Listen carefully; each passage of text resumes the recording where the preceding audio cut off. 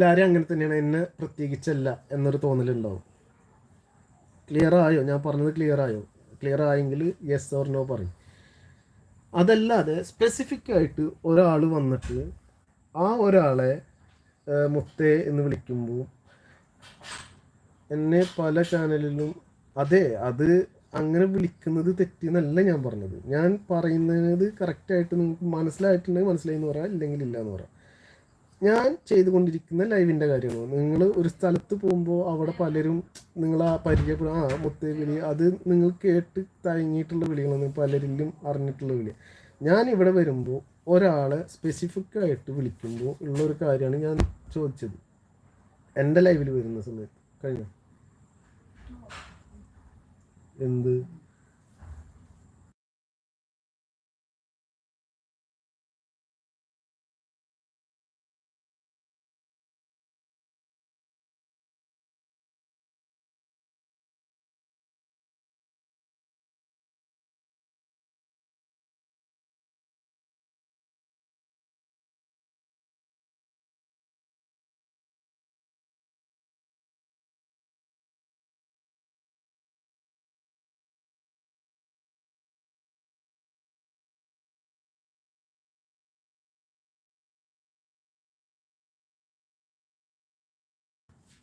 Sorry ട്ടാ.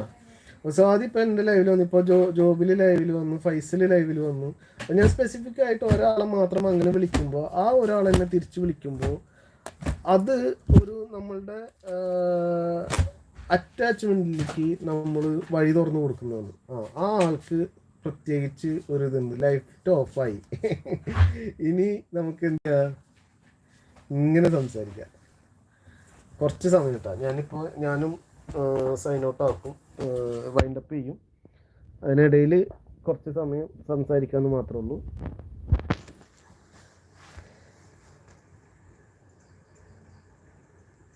ഞാൻ ആ ഒരു കാര്യം മാത്രമാണ് ഞാൻ പറഞ്ഞത്. അങ്ങനെ സ്പെസിഫിക് ആയിട്ട് ഒരാൾക്ക് ആ ഒരു ഇതിന് സ്ഥാനമില്ല എന്നുള്ളതാണ് ഞാൻ പറഞ്ഞത്. മനസ്സിലായോ? അതിന് അപ്പോൾ നേരെ തിരിച്ചു, അത് എന്തുകൊണ്ട് ആവില്ല? ഇപ്പോൾ സ്വാതി ചോദിച്ച ചോദ്യം തന്നെയാണ് അവിടെ വന്നത്. ഞാൻ ഒരിക്കലും എല്ലാവരെയും കോമൺ ആയിട്ട് വിളിക്കുന്നിടത്ത് നോ എന്ന് ഞാൻ പറഞ്ഞിട്ടില്ല.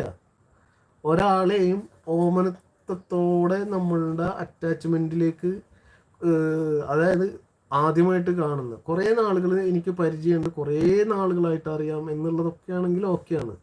ഇപ്പോൾ 3 മാസത്തോളമായി എനിക്ക് നിങ്ങളെല്ലാവരും അറിയാം, ഫൈസലിനെ അറിയാം, നിങ്ങളറിയാം, ഇതിലുള്ള ഓരോരുത്തരെ അറിയാം.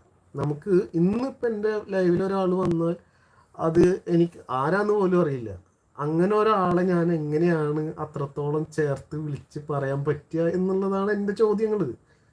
അത് അപ്പോൾ ഓക്കെ, നിങ്ങൾ പരസ്പരം അറിഞ്ഞതിന് ശേഷം നിങ്ങൾക്ക് എന്ത് വേണമെങ്കിലും എങ്ങനെ വേണമെങ്കിലും നമുക്ക് വിളിക്കാം.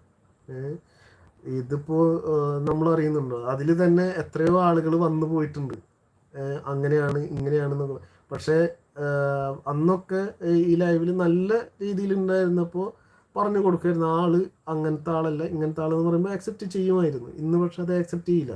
പക്ഷേ ഇന്ന് ആക്സെപ്റ്റ് ചെയ്യാത്തതിന് കാരണങ്ങളുണ്ട്. ഇന്ന് ആക്സെപ്റ്റ് ചെയ്യാത്തത് ഞാൻ അവരെ എന്തോ ആക്കി തീർക്കാൻ ശ്രമിക്കുന്നു എന്നുള്ളൊരു ചിന്താഗതി അവരുടെ തലയിൽ കയറിക്കൂടിയിരിക്കുന്നു. അത് എന്തുകൊണ്ടെന്നൊന്നും എനിക്കറിയില്ല. അവർക്കെല്ലാവരെയും അറിയാം, ഞാൻ ഒരാൾ അവരറിയുമെന്ന് പറഞ്ഞത് അത് മാത്രം നെഗറ്റീവ്, ബാക്കിയെല്ലാം പോസിറ്റീവ് എന്നുള്ളതൊന്നും എനിക്കറിയില്ല. ഞാൻ അതിനെക്കുറിച്ചിട്ടൊന്നും ചോദിക്കുന്നില്ല, പറയുന്നില്ല. പക്ഷെ എനിക്കറിയേണ്ട ഒറ്റ ചോദ്യം, ഒറ്റ ഉത്തരവേ ഉള്ളൂ.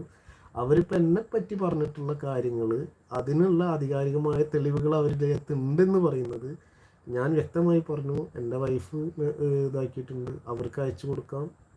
കാരണം ഇതൊന്നും ഇല്ല എന്ന് ഞാൻ എൻ്റെ സോഷ്യൽ മീഡിയ യൂസ് ചെയ്യുന്നിടത്ത കാലത്തോളം, എന്ന് പോലും ഞാൻ യൂസ് ചെയ്ത് തുടങ്ങിയിട്ടുണ്ടോ ഇന്ന് വരെ ഞാൻ എന്നെ ശുദ്ധീകരിച്ചിട്ടാണ് ആർക്കും എന്നും ചെയ്തിട്ടുള്ളൂ. ഞാൻ എൻ്റെ മാർജിൻ ലൈൻ വിട്ടിട്ട് ഒരാളോടും ഒന്നും സംസാരിച്ചിട്ടില്ല.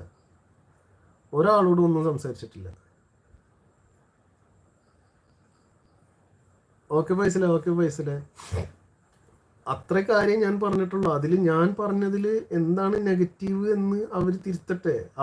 അവർക്ക് തെറ്റായിരിക്കാം, കാരണം ഒരാൾക്ക് ഒരു കാര്യം ചെയ്യാനുണ്ട് എങ്കിൽ, അതായത് ഞാൻ ഈ പറയുന്ന കാര്യത്തിന് അഗെയിൻസ്റ്റ് ആയിട്ട് അവർക്ക് ചെയ്യാനുണ്ട് എങ്കിൽ ഞാൻ പറഞ്ഞ കാര്യങ്ങളെല്ലാം റോങ് ആണ്, എല്ലാ കാര്യങ്ങളും നെഗറ്റീവാണ്. അതിൽ